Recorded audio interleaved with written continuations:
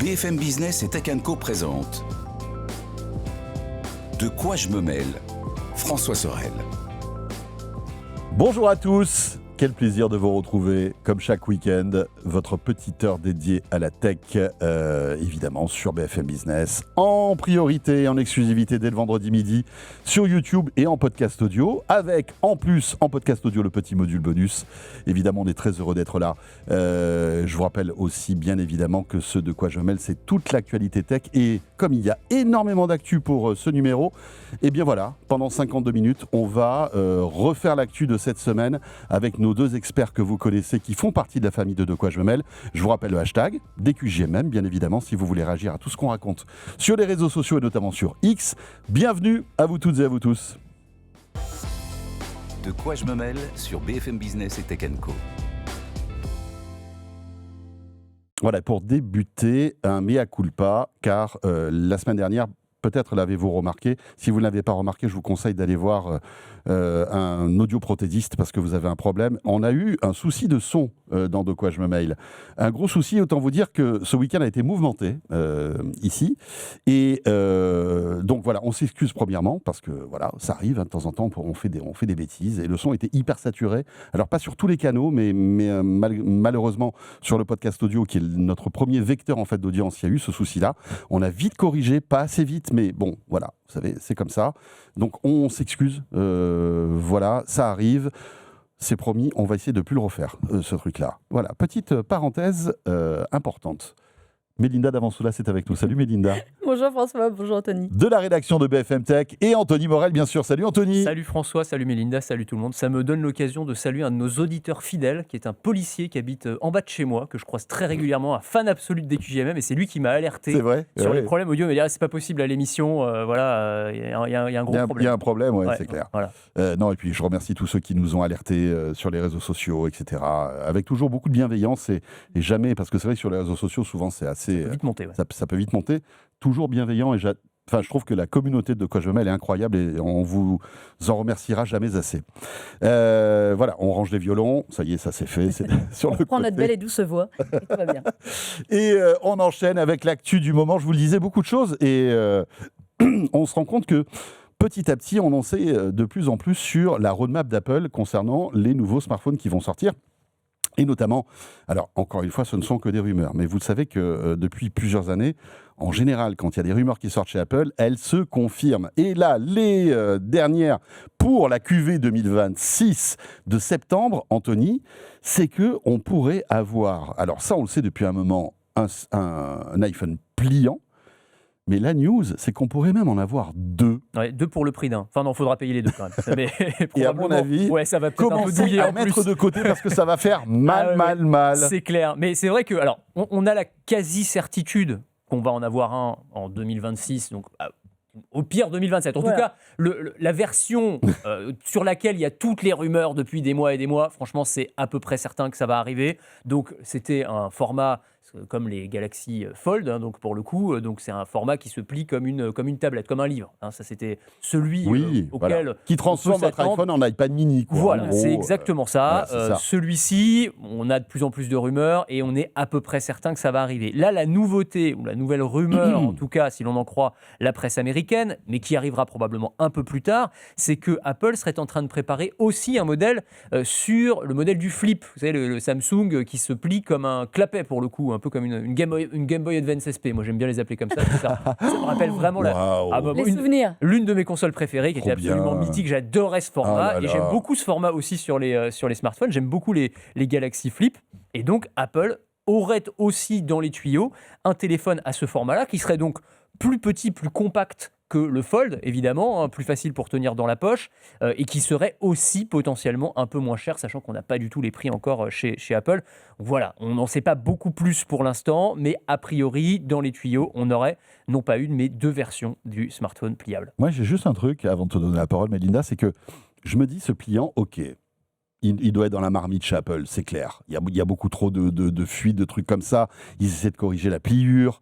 Ils ont passé des accords avec Samsung qui fabrique des écrans, justement, et ils bossent avec eux pour éviter le fait que quand vous ouvrez le smartphone, vous ayez cette pliure qui est disgracieuse et trop disgracieuse aux yeux d'Apple. La finesse aussi, on sait qu'ils travaillent beaucoup sur la finesse et l'iPhone Air est un parfait exemple de ce qu'on arrive à faire aujourd'hui en termes de technologie. Mais malgré tout, je me dis, est-ce que ça ne va pas être en 2027 ? Parce que 2027, ça serait les 20 ans de l'iPhone. Et est-ce que Apple nous garde pas son petit, tu vois, son truc un peu waouh, classe, etc., pour les 20 ans de la sortie du premier iPhone. C'est le seul truc qui me fait, en fait, hésiter sur la rentrée 2026 pour ce produit. Tu sais que moi, je suis de la team 2027. Donc, depuis longtemps, je dis 2026, je ne vois pas, en fait, ce qu'ils feraient là, à part faire entrer éventuellement dans une 20e année. Mais chez Apple, ils n'aiment pas les anniversaires, ils aiment bien laisser les autres en parler. Si tu sors ton pliant en 2026, bon, bah, c'est un de plus, c'est bien dans la gamme. Donc moi, je suis aussi comme toi, plutôt, depuis longtemps, tout le monde le sait, sur la 2027. Pour regarder sur Polymarket. Pour voir où ça en est. Il y a un autre modèle aussi qui fait débat, c'est un modèle un peu révolutionnaire qui serait un truc tout en verre, etc. Tu sais, qui aurait pu être le modèle un peu flagship de 2027. Oui, on a parlé de tout. On a parlé de sans connectique, on a parlé de sans boutons. Enfin, chez Apple, on sait qu'ils tentent beaucoup de choses en R&D, ils essayent. Le pliant, c'est une évidence et on le sait depuis des années. Moi, je me souviens avoir discuté en 2019 et 2020 au Mobile World Congress avec des fabricants qui nous expliquaient qu'eux aussi travaillaient, mais ils n'avaient pas le droit de le dire, avec Apple sur des modèles pliants. Vous imaginez, il y a quasiment 6-7 ans, ils travaillaient déjà. À l'époque, on parlait de ce qu'on appelle les modèles en Z. Alors, c'est ceux, si vous avez déjà vu les Huawei avait sorti un triple écran qui se repliait avec une façade qui se pliait devant et l'autre qui se dépliait par en dessous. C'est aussi une piste. Et là, on est sur une version, on en parlera plus tard, d'un iPad qui se replierait en smartphone. Moi, je suis mitigée sur le flip tel qu'on l'entend. Alors, je vais vous expliquer ma théorie et qui va très très bien avec les images d'illustration derrière François. Parce qu'on parle toujours du flip ou du fold, avec en référence Samsung. Sur le marché, il y a d'autres modèles qui ont été testés. Il y a un modèle qui avait été testé, qui était un peu flop, qui était chez Microsoft, qui était le Microsoft, il était flop, qui était le Microsoft Duo. Est-ce que vous vous souvenez de ce format qui était plus petit qu'un Fold, qui avait plus la taille d'un flip, qui avait deux écrans, mais plus en fait, petit. c'était pas un écran pliant, c'était que la charnière faisait en sorte qu'on avait l'impression que c'était un seul écran, mais malgré tout, c'était deux écrans qui se dépliaient. Mais il y avait une charnière qui était visible parce qu'ils n'avaient pas trouvé le moyen de le faire. D'ailleurs, c'était un bide, ce truc-là. C'était un bide, mais dans la philosophie, il y avait quelque chose qui était intéressant. Oppo avait sorti aussi un modèle de smartphone pliant plus petit qu'un Fold en hauteur, qui avait un format, nous on l'avait testé, idéal en main, parce qu'en fait c'était comme si vous avez votre flip, au lieu de l'ouvrir vers le haut, vous l'ouvriez latéralement, au niveau distance, un petit peu plus large. Et c'était intéressant parce que le Fold il est bien, mais il est un peu encombrant. Oui, il est encombrant. Moi j'adore le format Fold, je suis plus format Fold que flip. Et je pense qu'Apple... Et puis, il n'est pas optimisé pour la vidéo. Et ça, c'est vraiment très embêtant. C'est un bel format qui ne prête pas, en fait. Oui, mais c'est un vrai souci parce que aujourd'hui, quand on ouvre ce type d'appareil et qu'on le met en position dépliée, c'est pour bosser, certes, mais c'est surtout pour se divertir, pour jouer aux jeux vidéo. Alors ça marche, mais aussi ça pour regarder... Ça marche moyen. Ça marche moyen. Ça dépend, mais vraiment, le format n'est pas... Ouais, tout dépend. Moi, c'est la limite, franchement, aujourd'hui. Et je pense qu'Apple doit essayer de trouver un truc. On est d'accord, sur le côté, il faut que ce soit multifonctionnel. Exactement. Et aucun des deux, en fait, pour le moment, ne résout tous les problèmes. Et c'est pour ça que ce format du Oppo, qui s'appelait, je ne sais plus, Find N, je crois... Je me souviens, il était super mignon en plus. Petit, et je pense que c'était une bonne idée. Et je pense qu'Apple va aller sur ce format. Et on va, à mon avis, sur ce format-là. N'oubliez pas que, pour le Vision Pro, souvenez-vous, on parlait beaucoup d'un casque qu'Apple, de VR, sur lequel Apple travaillait, ou aussi des lunettes d'AR. Ils aiment bien aussi brouiller les pistes, je pense, volontairement, en partant dans tous les sens sur divers produits, pour trouver un modèle en fait, qui est à la conjecture des deux. Le Vision Pro est à la conjecture des deux. Ouais. Et je pense qu'un format un peu hybride, qui fait qu'on copierait personne et tout le monde à la fois, ce serait très Apple dans l'idée. Bon. On peut dire que 2026 sera une année charnière, en tout cas. Pour elle est belle. Tu l'as faite le matin ou pas, celle-là ? Non, tu l'as sortie. Exclusif pour nous. Évidemment. Pour De quoi je me mail. Évidemment. Mais surtout, on attend vraiment l'année charnière des modèles pliants, parce que ça fait 5 ans, 6 ans qu'on nous dit que c'est toujours l'année. Écoute, moi, je m'y mets là et c'est pas mal. Moi, j'aime bien. Mais tu commences à bien aimer. Moi, j'aime bien. C'est le Pixel que t'as, toi. Moi, c'est le Pixel très, très Fold. bien. Vraiment cool. Alors, il y a deux limites pour moi. La première, tu l'as dit, c'est on en parlait, c'est le format vidéo, le format qui est pas adapté. Moi, par exemple, je joue à Hearthstone, par exemple, qui est un jeu de cartes de Blizzard. Ça devrait aller, non ? Pas génial, en fait. C'est En fait, le truc, c'est que c'est pas optimisé. Et si tu veux, ça dépasse, quoi. C'est-à-dire, par exemple, quand je veux passer mon tour. Quand tu mets ton deck. Tu vois, tu galères à appuyer sur le bouton parce qu'il dépasse de l'écran. Donc, ça fonctionne, mais c'est vraiment très limite. Et tu sens que ça n'a pas été fait pour ça. Ça, c'est la première chose. Et la deuxième chose, c'est que, bon, après, on peut pas tout avoir, mais c'est qu'il est quand même un petit peu encombrant.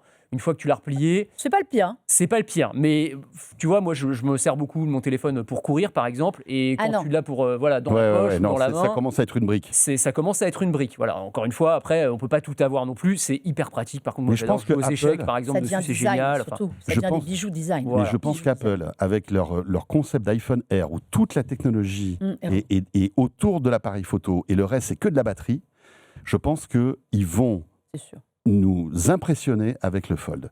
Ça, j'en suis persuadé. Ils vont arriver à faire un truc le plus léger et le plus fin. Et le plus cher. Ouais, mais ça, je vais te dire un truc. Mais non, quand on aime, on compte pas. Mais tu sais quoi Est-ce que c'est un problème pour Apple, finalement ?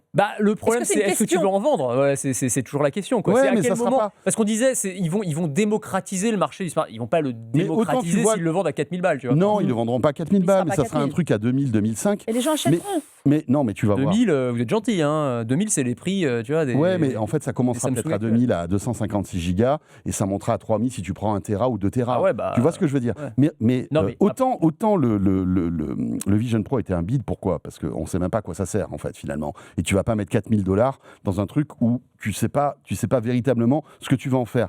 Un téléphone, Apple, en fait, c'est tellement un outil de productivité qui remplace tellement d'autres produits et qui remplacera tellement d'autres nouveaux produits s'il est Fold que les gens seront prêts à mettre beaucoup d'argent dedans. Ouais, tu vas voir, ça va cartonner.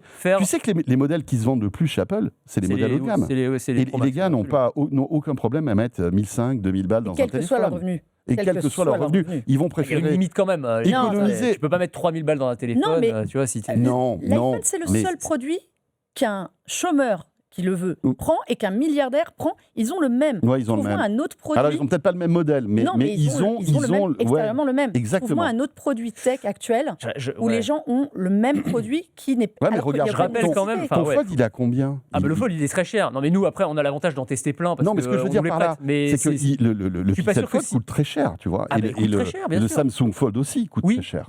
Oui, c'est pour ça, on sera au minimum sur cette gamme de prix-là. Mais c'est aussi ce qui explique que pour l'instant, les pliables, ça représente quoi ? Même pas 1% du marché total. C'est la seule raison. Les achètent pas aujourd'hui. La présence d'un flip, c'est que le flip est moins cher.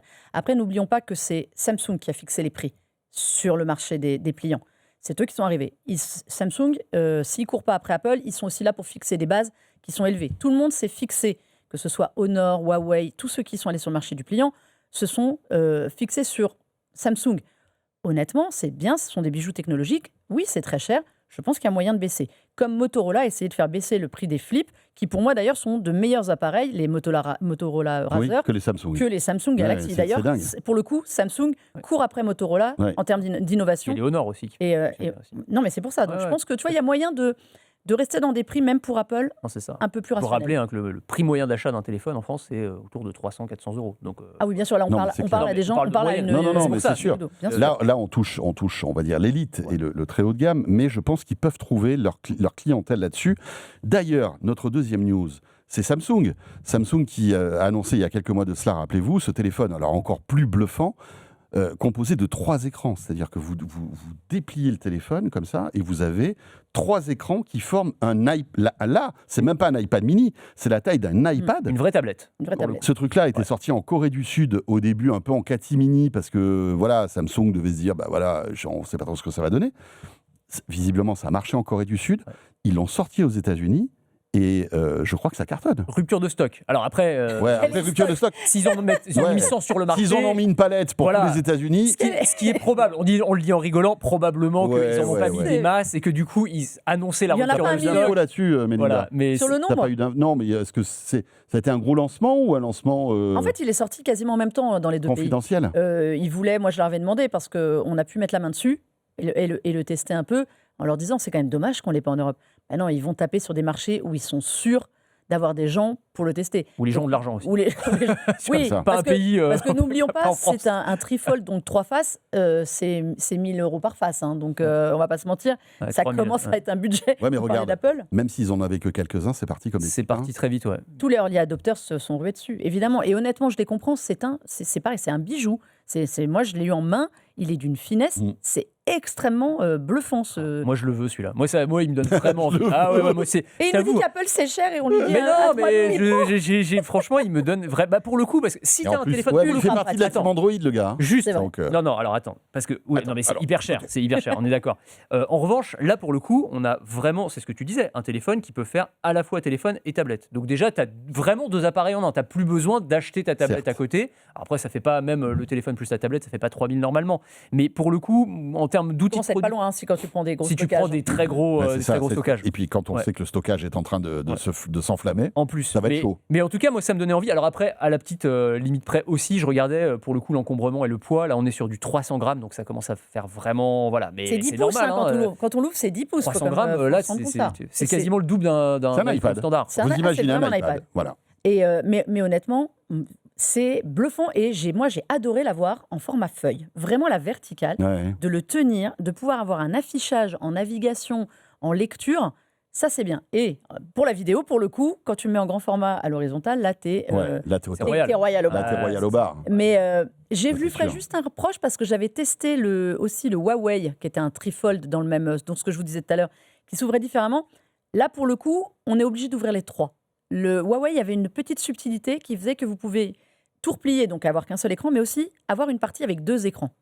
Et selon vos usages, et le 3e se repliait par en dessous. Et selon vos usages, c'est quand même pratique d'avoir cette flexibilité d'usage. Que là, c'est 1 ou 3. Ah ouais. Est-ce que tu peux pas faire un truc, parce que je pensais à un cas assez rigolo, où tu mets l'écran central, tu le mets à plat, et les 2 autres, tu les replies en triangle, et du coup, tu peux, par exemple, tu te fais une partie de jeu vidéo, et tu es en face à face, tu sais, et chacun joue sur son écran. Alors ça pourrait être énorme. Moi, ce qui m'avait dit, si ça, tu peux le faire. En fait, tu peux jouer au même jeu à 2, mais pour le moment, tu vas être sur le même écran. C'est-à-dire que c'est plus du mirroring que tu joues en opposition. Parce que ça pourrait être vraiment marrant.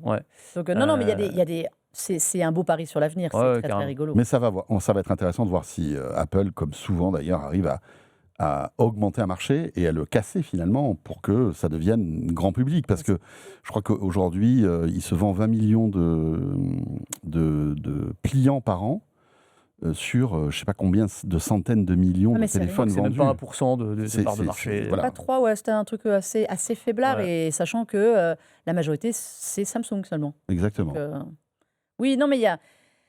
Moi, je crois aux pliants depuis des années. Je me dis, c'est depuis 2018, 2019. 2019, on a vu le premier Fold arriver. C'était quand même assez bluffant. Et aujourd'hui, en prouesse technologique, en innovation technologique sur des smartphones, c'est vraiment le dernier truc un peu game changer. Après, ou alors tu avais ce qui est maintenant sur les PC, tu les as testés, mais les modèles étirables. Étirables, voilà, on viendra.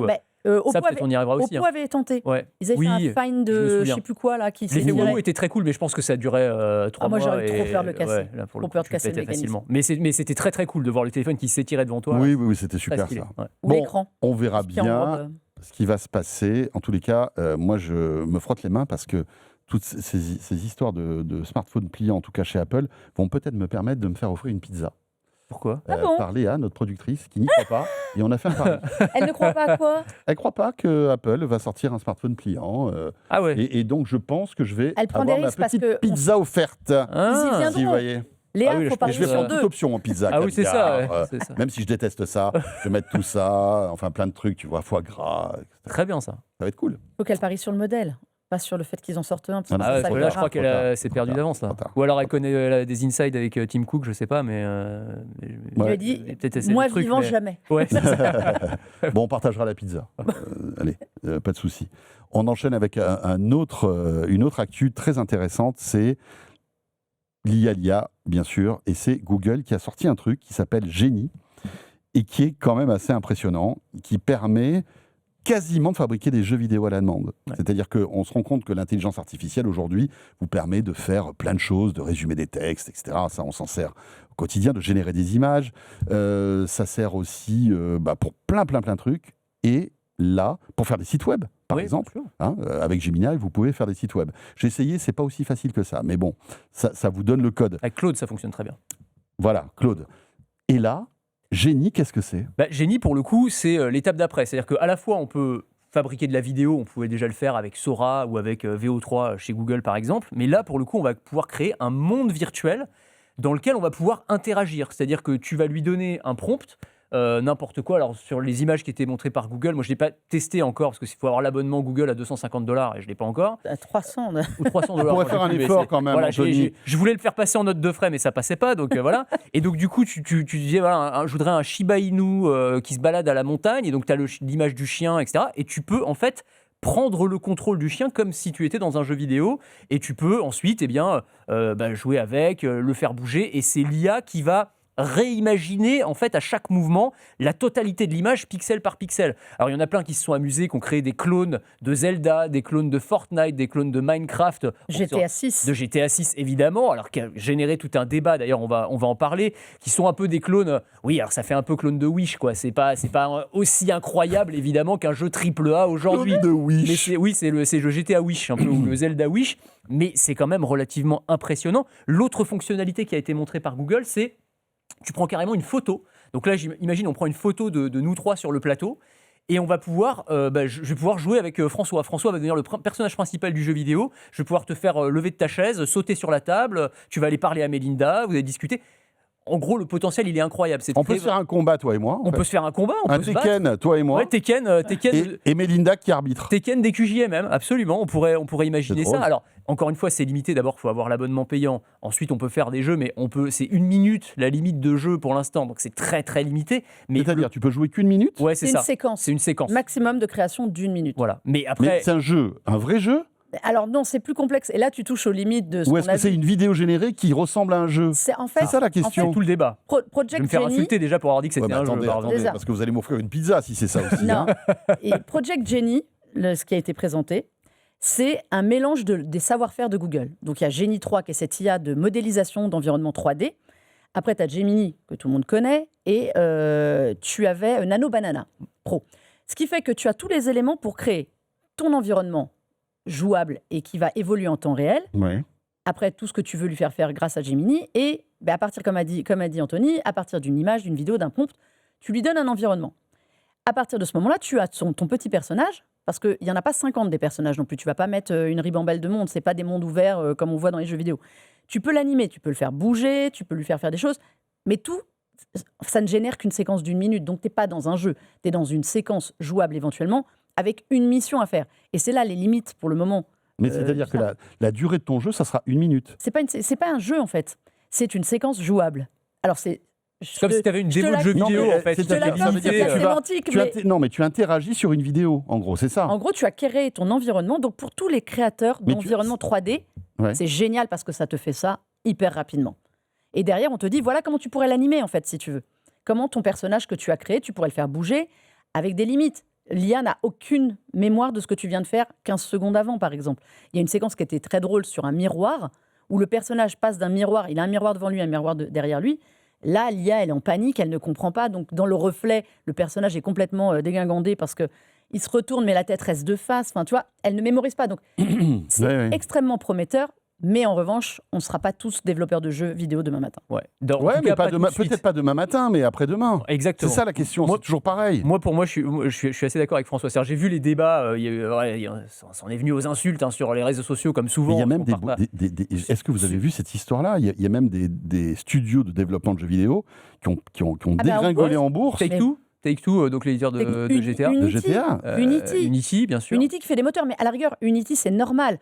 Quand on va vous donner des outils pareils pour créer du jeu vidéo, 1 minute, 10 minutes, je ne sais combien à l'avenir, Unity, Unreal Engine, le moteur d'Epic, ah bah oui, là, ils ont un peu de mots à se faire quand même, parce que Non, mais- tout devient simple. C'est ça. Mais on n'en est pas encore à ce Oui, qu'il bien soit sûr. renversé. Non, mais non, oui, non. Non, mais il y bien a eu un sûr. vent de panique, mais comme à chaque fois Mais- qu'il y a une IA Mais qui sur arrive. le débat, c'était en gros entre ceux qui disent non, mais de toute façon, c'est nul, le rendu, c'est un ersatz de jeu vidéo, ça n'a pas d'âme, il n'y a pas de créativité, et puis de toute façon, on est hyper limité, etc.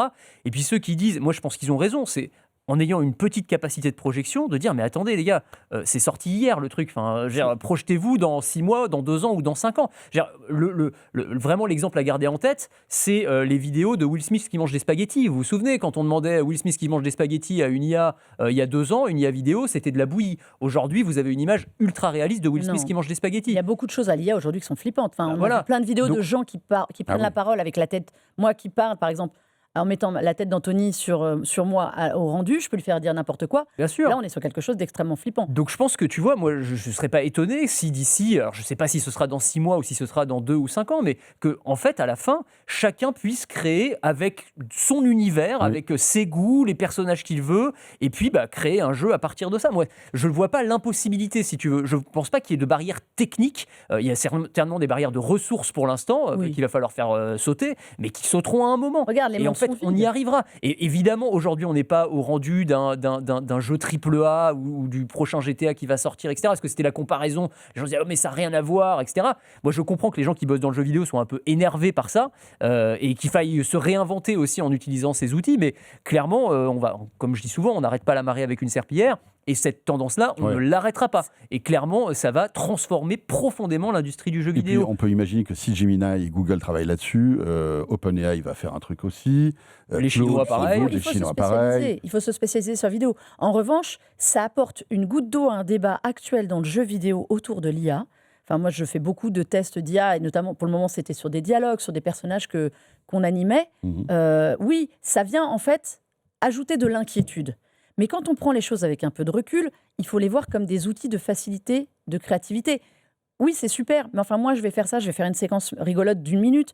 Derrière, est-ce que je suis en capacité d'avoir l'inventivité d'un jeu, de connaître des mécaniques de jeu à implanter ? Comment est-ce qu'on crée un jeu qui soit viable et qui donne envie aux gens de jouer ? Ça reste des métiers de gens d'expertise. Mais c'est vrai faire du gameplay, rien que faire du gameplay, parce que le gameplay, il se réduit à rien du tout. Mais là, on a des vidéos. Ça. C'est impressionnant le réalisme. C'est-à-dire qu'on a mais l'impression de voir des vidéos. Mais c'est saccadé. Vidéos, quoi. Tu vois, c'est saccadé. Il y a encore des efforts derrière.